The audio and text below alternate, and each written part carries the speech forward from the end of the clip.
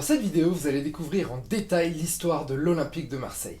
On partira donc de la création de l'Olympique de Marseille au 19e siècle à l'OM d'aujourd'hui, en passant bien sûr par l'incontournable victoire en Ligue des Champions. Club légendaire et premier et seul club français dans l'histoire à avoir remporté la prestigieuse Ligue des Champions, l'OM, l'Olympique de Marseille, est un club qui génère des sentiments contradictoires.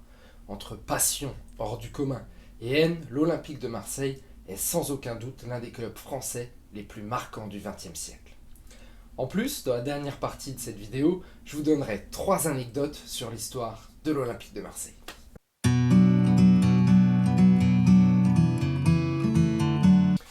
Bienvenue sur Histoire et Culture Football, la chaîne YouTube qui fait de vous un spécialiste du football. Aujourd'hui, on part à la découverte de l'histoire de l'Olympique de Marseille et des supporters de l'OM. Alors pour ceux qui le souhaitent, vous pouvez suivre la chaîne, donc je vous recommande de vous abonner en cliquant sur le bouton s'abonner. Ça vous permettra de recevoir en avant-première les prochaines vidéos et on a de très belles choses à venir dans les prochaines semaines. On commence tout de suite le contenu de cette vidéo avec la naissance de l'OM. Alors dans les papiers, l'OM naît en 1889 et elle est créée par René Dufort de Montmirail. Donc c'est un créateur de l'OM qui a grandi en Kabylie et qui avait créé au préalable un club qui était le Club de Marseille en 1887. Donc la naissance de l'OM, c'est la fusion d'un club de Marseille et d'un club d'escrime qui s'appelait l'Épée. Et René Dufort de Montmirail, dont je vous parlais, lui-même pratiquait régulièrement l'escrime. Alors au départ, l'OM c'était un club multisport, comme ça existait beaucoup à l'époque, avec un club de boxe, d'escrime, de rugby, qui connaîtra d'ailleurs de beaux succès plus que le football au départ. Et par ailleurs, c'est de ce club multisport que le nom Olympique de Marseille est originaire. Mais tout ça, je vous le raconterai dans la dernière partie de la vidéo avec mes 3 anecdotes. Alors il faut savoir qu'au départ, à l'OM, le slogan droit au but était déjà présent et que pour rentrer dans le club, il fallait être parrainé. Alors une petite précision aussi sur l'histoire de l'OM. Donc il y a André Gascard qui a écrit un livre sur l'histoire de l'Olympique de Marseille. D'ailleurs, au cours de cette vidéo, je vais vous conseiller différents livres sur l'histoire de l'OM que je vous conseille de lire. Et dans ce livre, André Gascard il souligne que la naissance de l'OM date de 1892, soit 7 ans avant la date officielle. Alors déjà sur la naissance de l'OM, il y a des controverses, vous allez le voir, c'est pas les seules controverses de l'histoire du club. Dans tous les cas, ce qu'on sait, c'est qu'à partir de 1903, l'Olympique de Marseille commence à jouer en championnat de France. Au départ, l'OM ne connaît pas les succès, c'est plutôt un autre club de Marseille, le Stade Helvétique. Et la première victoire de l'Olympique de Marseille, c'est une victoire en championnat du littoral. C'est un championnat qui existait à l'époque, lorsque le championnat de France n'existait pas encore, et qui se jouait entre les équipes marseillaises et les équipes de banlieue marseillaise. Alors, heureusement, l'OM va rapidement passer à une période plus faste avec de premiers grands joueurs qui vont venir au club, qui vont rejoindre le club, et c'est ce que je vais vous raconter maintenant dans la partie suivante de cette vidéo. Alors il faut attendre 1920 et l'après-guerre pour voir Marseille gagner ses premiers titres pour le bonheur de ses supporters. Donc en 1924, l'OM remporte son premier titre national avec une victoire en Coupe de France. Donc cette victoire, c'est avant tout la conséquence de l'arrivée d'un nouveau président, Marino Dalla Porta, qui commence à amener quelques vedettes à l'Olympique de Marseille. Donc vous le voyez, à l'époque, il y a déjà quelques joueurs comme Édouard Cruz, Jean Boyer, qui sont eux-mêmes des internationaux français, qui viennent rejoindre le club. Ensuite, en 1926 et 1927, l'OM remporte de nouveau la Coupe de France. Donc c'est vraiment à cette époque que l'Olympique de Marseille commence à trouver sa place dans le foot français et à devenir un club majeur du foot français. À l'époque, l'Olympique de Marseille dispose d'un joueur qui est Joseph Alcazar, qui est un buteur hors pair et qui avait été repéré par le président de l'Olympique de Marseille lorsqu'il évoluait à Oran en Algérie. Donc vous pouvez voir qu'on est déjà sur une politique de transfert avec un certain flair pour trouver certains joueurs. D'ailleurs, ce joueur, Alcazar, c'est aussi le grand-oncle de José Anigo. On va en parler plus tard dans la vidéo, mais vous le découvrez un petit peu. À Marseille, c'est quand même une histoire de famille et le football se transmet de génération en génération. Alors grâce à ses succès au cours des années 20, l'OM va intégrer le championnat de France professionnel dès sa création en 1932. Donc l'Olympique de Marseille fait partie des premiers clubs professionnels français. Alors on va passer sur une nouvelle partie maintenant avec les succès des premières années du professionnalisme. Alors il faut savoir qu'à l'époque le championnat français se jouait en deux poules et les meilleures équipes s'affrontaient ensuite dans un mini tournoi, une sorte de play-off. Donc l'Olympique de Marseille remporte pour la première fois son premier titre de champion de France en 1937 et au cours des années 30 ils finissent 4 fois deuxième du championnat. À l'époque déjà, l'Olympique de Marseille se distingue par son recrutement. Donc il y a beaucoup de joueurs qui proviennent de l'Europe de l'Est, d'Afrique du Nord, et ensuite bien sûr de la région marseillaise et de la Provence. Donc le football à cette époque, on est en 1930, il est déjà très influencé par les transferts réalisés par les clubs. Et vous le voyez, il y a certains clubs qui ont un certain flair. Donc je vous raconterai dans une autre vidéo sur le Real Madrid, c'est quelque chose de très similaire. Et c'est ainsi que ces clubs ont réussi dans les premières années à s'imposer dans leurs championnats respectifs. Alors on peut citer différents joueurs de l'Olympique de Marseille à l'époque, voilà, il y a notamment Josef Eisenhofer, des attaquants hongrois, Willy Kohut et Edmond Weisskopf, et il y avait aussi un entraîneur autrichien, Vinzenz Dietrich. Au niveau de la zone nord-africaine, il y a des joueurs comme Larbi Benbarek, aussi un milieu offensif qui s'appelait Émile Zermani, Ben Miloud Salem, Abdelkader Ben Bouali, il faut que je lise les noms. Et en parallèle, l'OM s'appuie aussi sur son vivier avec des joueurs de Provence comme les frères Conchi ou encore Georges Da. Il faut souligner que la situation géographique de l'Olympique de Marseille a toujours permis d'attirer des talents étrangers, notamment grâce au port marseillais et bien sûr sa situation au bord de la Méditerranée. En juin 1937, l'OM, l'Olympique de Marseille, s'installe enfin au stade Vélodrome. Donc le stade sera inauguré lors d'un match amical contre une équipe italienne qui est le Torino Football Club, donc le club de Turin. À l'époque, la Juventus n'était pas ce qu'elle est devenue aujourd'hui. Alors le football a ensuite continué pendant la guerre. Il faut savoir que l'Olympique de Marseille a été champion de la zone libre, donc la zone libre qui était la partie française qui était restée libre. Mais après cela, la période de l'après-guerre sera une période assez difficile pour l'Olympique de Marseille. Pour commencer, pour la première fois en 1959, l'OM va être relégué en seconde division. Pendant quelques années, l'OM va faire l'ascenseur, division 1, division 2, division 1, division 2.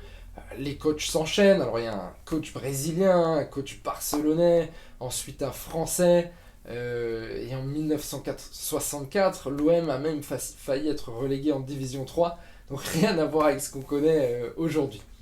C'est à ce moment-là qu'il va y avoir un nouveau personnage qui va entrer dans l'histoire de l'Olympique de Marseille, et ce personnage, c'est Marcel Leclerc. Donc en 1965, Marcel Leclerc, un chef d'entreprise marseillais, va reprendre l'OM alors qu'elle est en deuxième division. Quelqu'un de très ambitieux, et grâce à lui, l'OM va rapidement monter en première division en 1966. En 1969, l'OM remporte la Coupe de France. 1970, l'OM est vice-champion de France. C'est une très belle époque, cette arrivée de Marcel Leclerc. Et il y a notamment quelques grands joueurs qui rejoignent l'Olympique de Marseille, comme Josip Skoblar, très connu, ou encore le Suédois Roger Magnusson.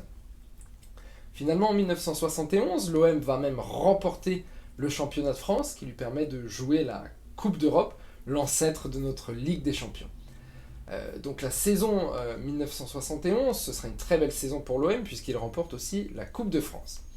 Hélas, vous l'avez compris, à l'OM, lorsque tout va bien, il faut toujours que quelque chose arrive. Et en 1972, Marcel Leclerc doit quitter le club et il est accusé de détournement de fonds. Alors pour ceux qui suivent l'actualité, ça peut rappeler quelques histoires. Après ça, il y a des années assez difficiles pour l'OM.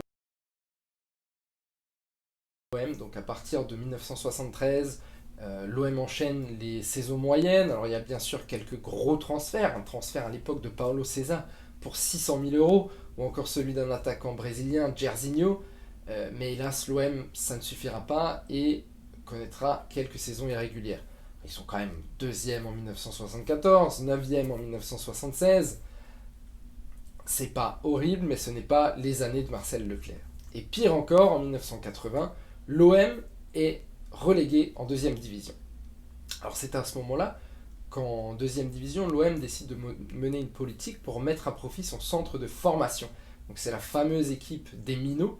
Le mot minot, c'est tout simplement un mot qu'on utilise à Marseille pour désigner les jeunes.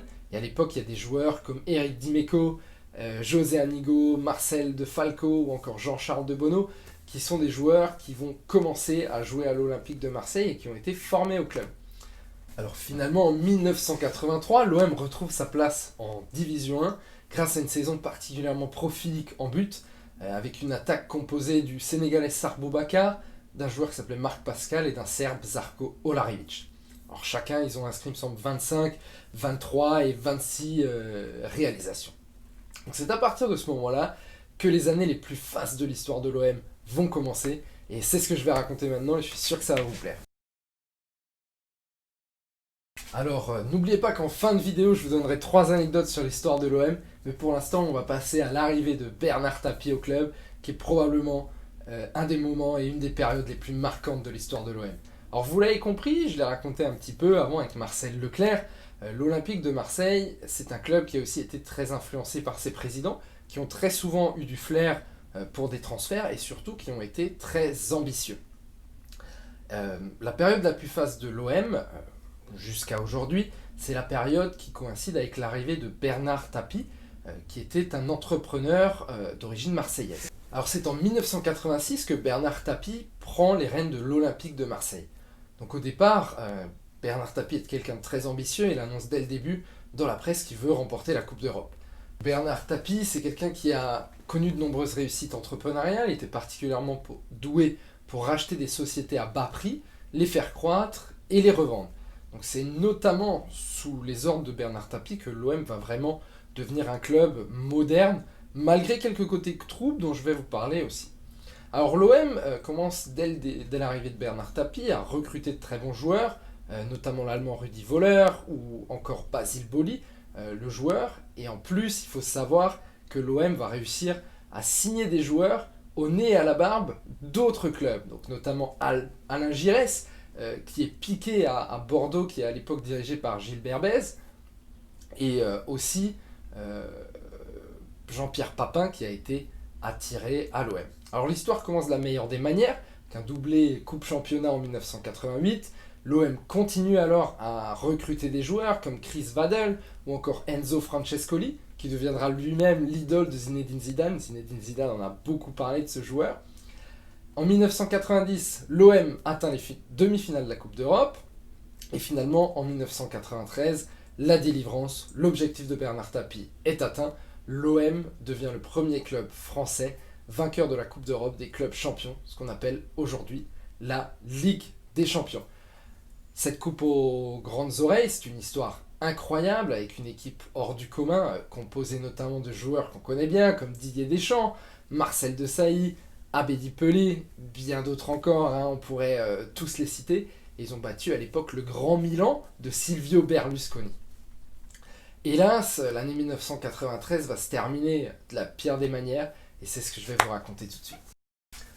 Alors à la fin de l'année 1993, l'affaire comme Valenciennes OM explose sur le devant de la scène, et Bernard Tapie est accusé de corruption.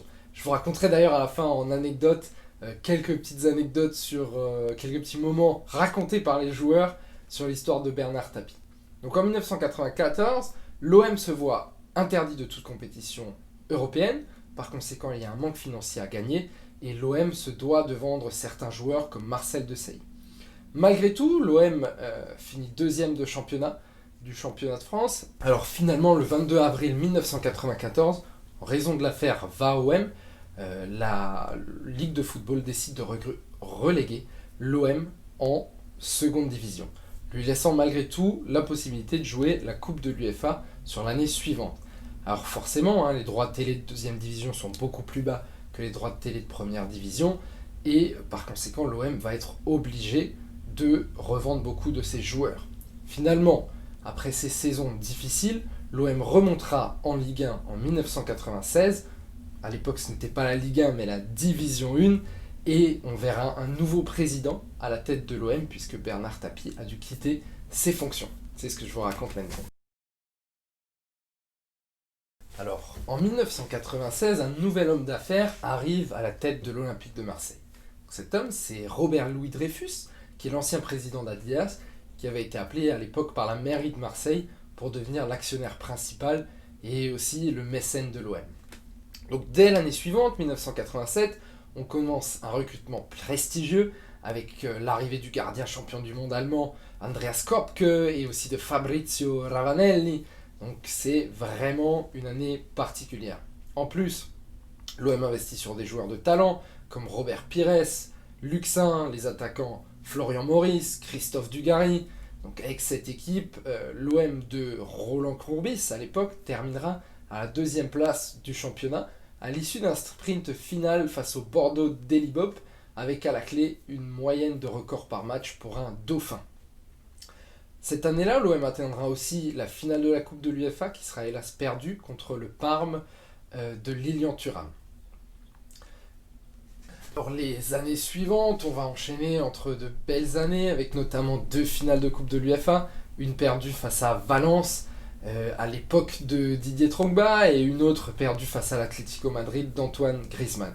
En parallèle, les présidents se succèdent à la tête de l'OM, passant par Pape Diouf, Jean-Claude Dacier qui a d'ailleurs écrit un livre sur le sujet, et aujourd'hui Jacques-Henri Hérault. Malgré des résultats en dents de scie, l'OM continue de passionner les foules, le stade Vélodrome affiche complet pour la plupart des matchs à domicile, et des entraîneurs de renom comme Didier Deschamps, Marcelo Bielsa et de nos jours André Villas-Boas sont venus garnir les étagères du club. Alors les années Deschamps ont été particulièrement fastes, lui et les personnes qui regardent cette vidéo le savent probablement, avec l'investissement du Qatar dans le Paris Saint-Germain, le championnat de France est devenu un peu plus déséquilibré. Alors à l'époque de Didier Deschamps, il y a quand même un titre de champion de France, plusieurs coupes de la Ligue, donc il a définitivement marqué l'histoire de l'OM. Depuis 2016, une nouvelle ère a commencé à l'Olympique de Marseille avec l'investissement du milliardaire américain Frank McCourt. Il est arrivé à l'OM avec un projet ambitieux, l'OM Champions Project. Hélas, les résultats n'ont pas toujours suivi, puisque malgré une finale de Coupe de l'UEFA, ce qui n'est pas rien, il faut le souligner, les résultats en championnat étaient, on va dire, assez moyens. On va voir maintenant ce qui va se passer à l'avenir, avec la perspective de disputer la Ligue des Champions l'an prochain, mais avant ça, on va passer sur les 3 anecdotes sur l'histoire de l'OM, avec de belles choses, et c'est la petite surprise que j'ai pour vous. Alors mes 3 anecdotes sur l'Olympique de Marseille. Donc la première, c'est pourquoi l'OM s'appelle Olympique. Alors le terme olympique, il a été choisi pour plusieurs raisons. À la fin du 19e siècle, l'olympisme, il est sur le devant de la scène, notamment les premiers Jeux olympiques de l'ère moderne qui se sont déroulés à Athènes, 1896. Et en plus, le club de Marseille, à l'époque, il avait plusieurs sections sportives autres que le football. D'ailleurs, le football n'était pas celui qui connaissait le plus de succès au départ. Il y avait notamment l'escrime, il y avait la boxe, le rugby, et par conséquent, il fallait choisir un terme qui permette de définir l'ensemble de ces disciplines. En plus de cela, le terme olympique, ça renvoie à Olympe, et l'idée c'était aussi de faire une petite dédicace, un petit rappel à l'histoire de l'Olympique de Marseille, qui était une ville grecque. Alors l'anecdote numéro 2, alors comme je l'ai expliqué dans la toute première partie, au tout début de cette vidéo, l'Olympique de Marseille, elle est issue de la fusion entre un club d'escrime qui s'appelait l'Épée, tout simplement, et un club de football, le Football Club Marseille. Il se trouve que le Football Club Marseille était particulièrement connu pour son football offensif et son football champagne, et par conséquent il avait choisi un slogan qui était tout simplement le slogan droit au but, qui est resté, qui a été donné à l'Olympique de Marseille et qui est encore aujourd'hui le slogan du club. Alors la 3e anecdote, qui est je pense ma préférée, et puis après je vous raconterai encore quelque chose d'autre sur l'histoire de l'Olympique de Marseille. Donc premièrement cette anecdote, donc c'est sur l'époque de Bernard Tapie à la tête du club. Alors, il y a beaucoup de joueurs qui ont révélé un petit peu comment ça se passait, l'époque Bernard Tapie. Donc notamment qu'à la mi-temps, il faisait régulièrement des discours. De même, en début de match, il faisait régulièrement des discours, et il y a plusieurs joueurs qui ont raconté que c'était quelque chose qu'ils n'avaient jamais vu, que Bernard Tapie arrivait, il cassait des crayons, il cassait des stylos, il regardait les joueurs, et apparemment ça marchait plutôt bien, puisque l'OM a quand même réussi à avoir de très bons résultats. Alors niveau bouquin, pour ceux qui voudraient en savoir plus sur l'histoire de l'Olympique de Marseille, il y a plusieurs livres que je vous mettrai en revue de presse. Alors un livre que j'ai lu récemment, c'était le livre de Jean-Claude Dacier, donc qui est à la base, il me semble, un homme des médias, et qui est devenu pendant quelques années le président de l'Olympique de Marseille. Donc dans ce livre, il raconte un petit peu les difficultés qu'il a eues en tant que Parisien pour s'intégrer dans le milieu marseillais. Et il racontait notamment quelque chose que j'ai trouvé intéressant dans l'histoire de l'Olympique de Marseille. Pendant très longtemps, les abonnements étaient directement vendus aux ultras. Alors une partie bien sûr des abonnements, pas tous. Et ensuite ces abonnements étaient revendus par les ultras et non pas par le club de l'Olympique de Marseille. Alors, il paraît qu'il y avait parfois quelques petites magouilles dans l'affaire, mais dans tous les cas, ça reste quand même un procédé assez unique qu'on ne voit pas, puisque en général, les clubs vendent directement leurs abonnements. Voilà, je vous remercie d'avoir suivi cette vidéo. N'hésitez pas à vous abonner, et puis à bientôt pour de nouvelles aventures footballistiques.